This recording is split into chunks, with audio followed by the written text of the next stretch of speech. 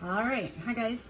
This is Acid Base 107, and this is part 4, a titration of a weak base with a strong acid.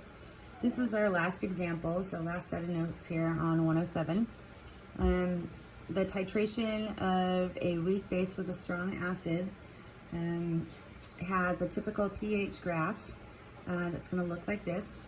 And we want to keep in mind that our setup would be a strong acid being titrated into a weak base. And so a strong acid would be like HCl, weak base would be like methylamine. And our initial pH, that's before an HCl would have been added, would be basic. So it would be high because this is a base. And then as we add HCl, the pH is going to drop. And we have our 4 areas. Initial pH, we have before the equivalence point, at the equivalence point, and beyond the equivalence point.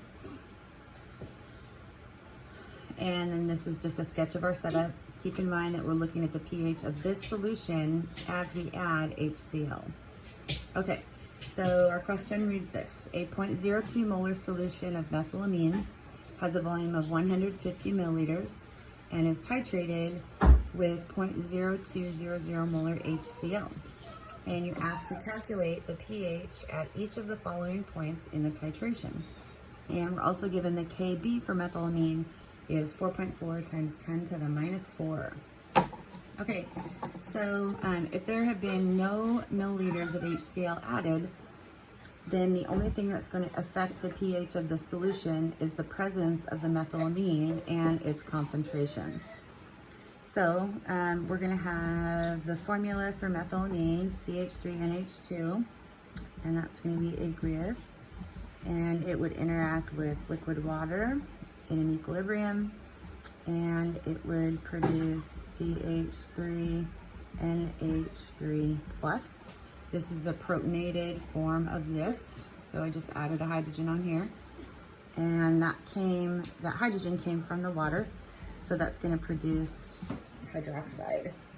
And both of these are aqueous. Okay, down the left-hand side, we're going to write our favorite 3 letters, ICE. Remember, these are for concentrations, and we don't care about water. Our concentration of the CH3NH2 is 0.0200.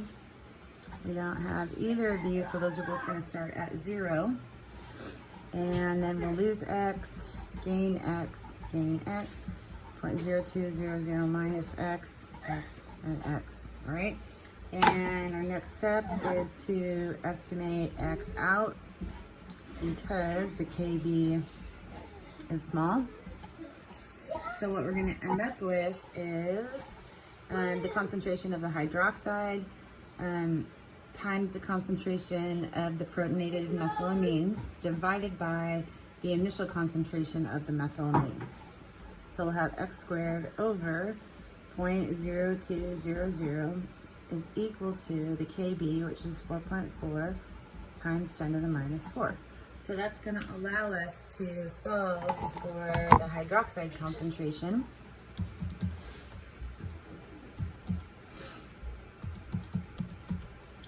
And I'm going to square root that. Okay, so I get X equal to 0.002966. And if I negative log that, since it's a hydroxide concentration, that's going to give me a pOH equal to 2.5. Therefore, the pH is going to be 11.5. Okay, so if we look back up here at our graph, the pH would be up here in the high pHs, below 14, but still pretty high. Okay, if we have 80 milliliters of HCl added, so this is going to come in 2 parts. We're going to have the neutralization and then the equilibrium. Okay, so the neutralization that's going on here is we're taking the methylamine, the CH3NH2, which is basic, and we're adding to it the HCl. Now the HCl is a source of the hydrogen ion, which is going to give us the hydronium. Okay, And what are you doing? Okay, so this hydrogen right here is going to hop on and protonate. Sorry, Mom. Thank you. I love you. Thank you. I love you too. And it's going to protonate the methylamine to give us CH3 NH3 plus 1. And so this is the stoichiometry or neutralization part of it, BCA.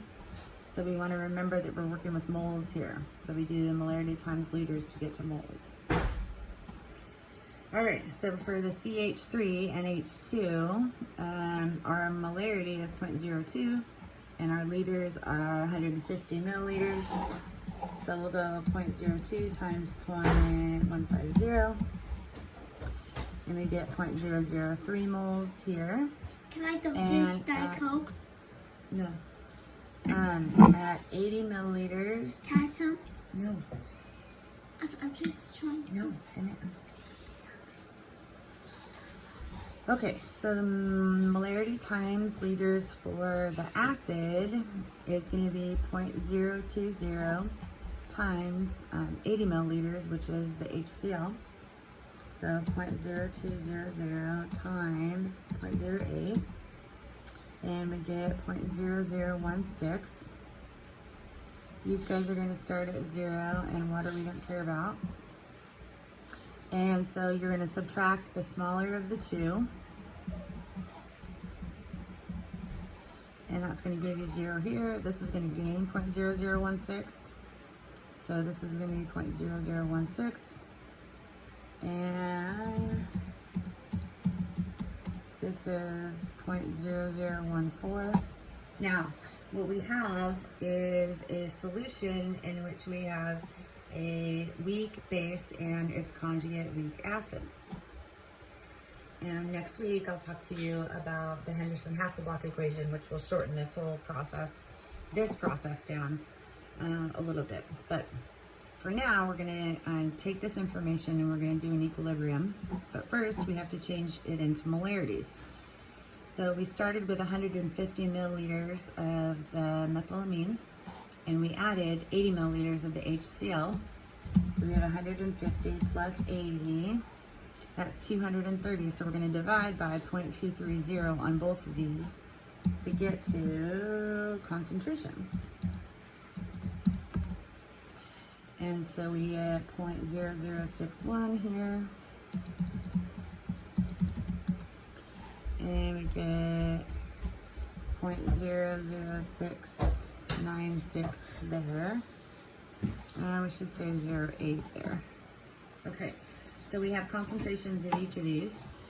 And then at that point, what would be affecting the pH is the presence of both of these substances. And so our reaction for the equilibrium is going to be the CH3 and H2.